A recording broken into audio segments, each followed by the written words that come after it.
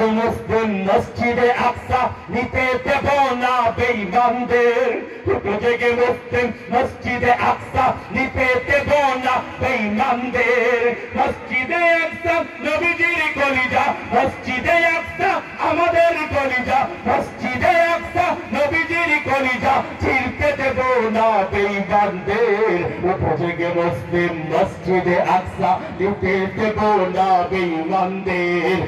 জেগে মুসলিম মসজিদে আকসা নিতে দেব না ইহুদিদের। জেগে মুসলিম মসজিদে আকসা নিতে দেব না খ্রিস্টানদের।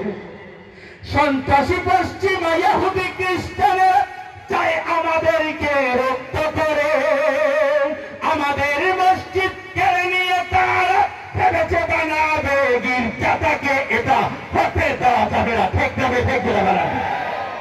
তাদের থেকে শিক্ষা নিয়েছে কসাই মোদী, শিক্ষা নিয়েছে তাদের থেকে। কসাই মোদী বাবরি মসজিদকে দখল করে ভেঙে রাম মন্দির নির্মাণ করেছে।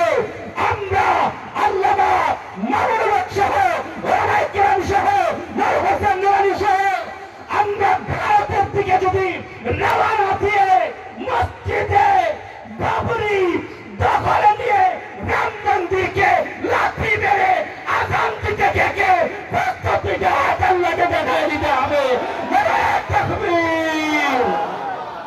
সন্ত্রাসী পশ্চিমা ইহুদি খ্রিস্টানেরা চাই আমাদেরকে রুদ্ধ করে, আমাদের মসজিদ কেড়ে নিয়ে তারা ভেবেছে বানাবে গির্জাটাকে। রক্ত দেব মোরা আকসাকে বাঁচাতে, রক্ত দেব মোরা আকসাকে বাঁচাতে, রক্ত দেব মোরা আকসাকে বাঁচাতে। নিতে দেব না বেঈমানদের। জেগে মুসলিম মসজিদে আকসা নিতে দেব না বেঈমানদের।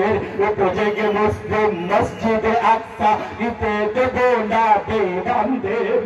অস্ত্রেরই ঠিকানা আমেরিকা সরকার, ভয় পাই না মোরা শয়তান ট্রাম্পকে।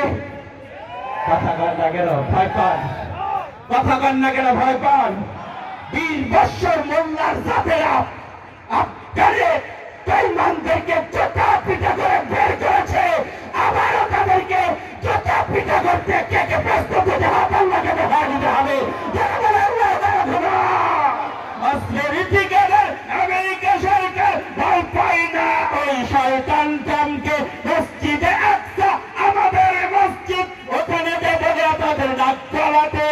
ক্ষমতার ওই বলে, ক্ষমতার ছায়াতল, ক্ষমতার ওই বল আমাদের ইজ্জত দেব না তাদের।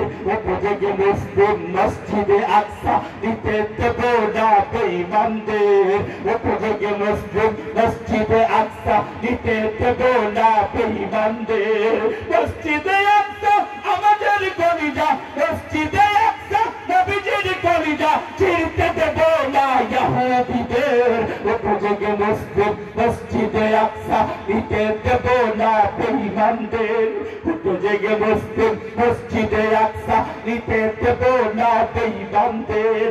এই মুশরিকদের সাথে যুদ্ধের ঘোষণা যদি আসে, ওলামায়ে কিরাম চাই আমরা গজওয়ায়ে হিন্দের যুদ্ধে চাপিয়ে পড়তে, জীবন দিতে, গলা কাটাইতে কে কে প্রস্তুত? আল্লাহকে হাতটা দেখা দিতে হবে।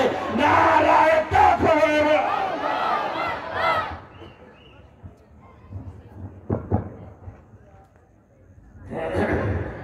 আলহামদুলিল্লাহ।